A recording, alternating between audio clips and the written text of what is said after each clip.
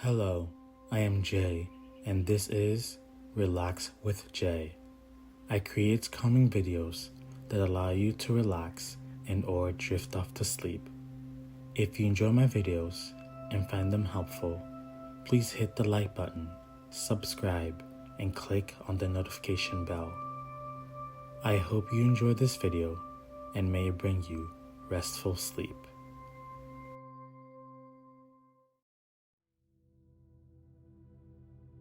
Tonight, I'll be reading the second chapter of the book called Old Granny Fox by Thornton W. Burgess.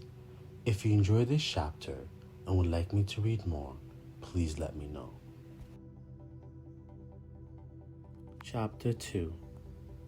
Granny and Reddy Fox Go Hunting.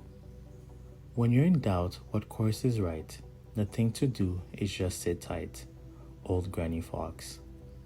Jolly round, bright Mr. Sun had just got well started on his daily climb up in the blue sky that morning when he spied two figures trotting across the snow-covered green meadows, one behind the other.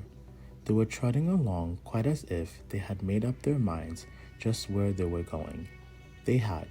You see, they were Granny and Reddy Fox, and they were bound to the big river as the place where the water ran too swiftly to freeze.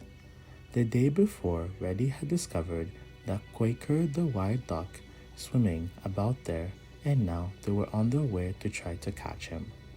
Granny led the way, and Reddy meekly followed her. To tell the truth, Reddy hadn't the least idea that they would have a chance to catch Quaker, because Quaker kept out in the water where he was as safe from them as if they were 1,000 miles away.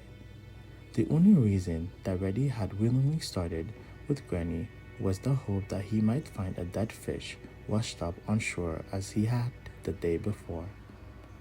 Granny certainly is growing foolish in her old age, thought Reddy as he trotted along beside her. I told her that Quaker never once came ashore all the time. I watched yesterday. I don't believe he ever comes ashore, and if she knows anything at all, she ought to know that she can't catch him out there in the water. Granny used to be smart enough when she was younger, I guess, but she certainly is losing her mind now. It's a pity, a great pity. I can just imagine how Quaker will laugh at her. I had to laugh myself. He did laugh, but you may be sure he took great pains that Granny should not see him laughing. Whenever she looked around, he was as sober as could be. In fact, he appeared to be quite as eager as if he felt sure they would quit Quaker. Now old Granny Fox is very wise in the ways of great world, and if Reddy could ever known what was going in her mind as she led the way to the big river, he might not have felt quite so sure of his own smartness. Granny was done some quite laughing herself.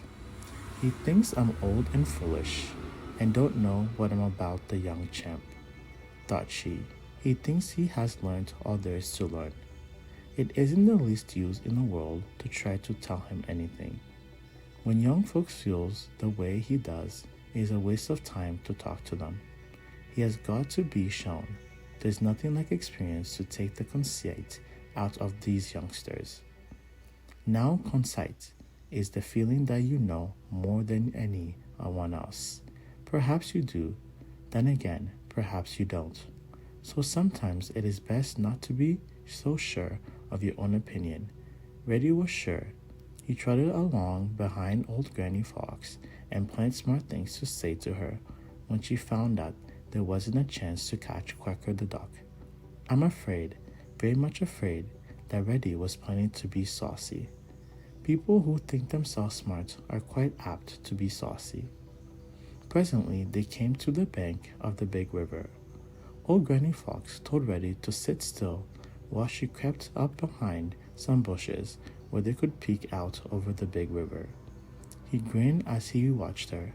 He was still grinning when she tiptoed back. He expected to see her face long with disappointment. Instead, she looked very pleased.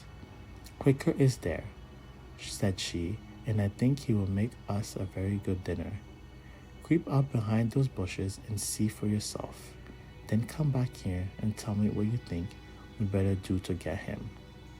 So Reddy stole up behind the bushes, and this time it was Granny who grinned as she watched. As he crept along, Reddy wondered if it could be that of once Quicker had come ashore. Granny seemed so sure that they could catch him that this must be the case. But when he peeped through the hushes, there was just Quicker out in the middle of the open water, just where he had been the day before.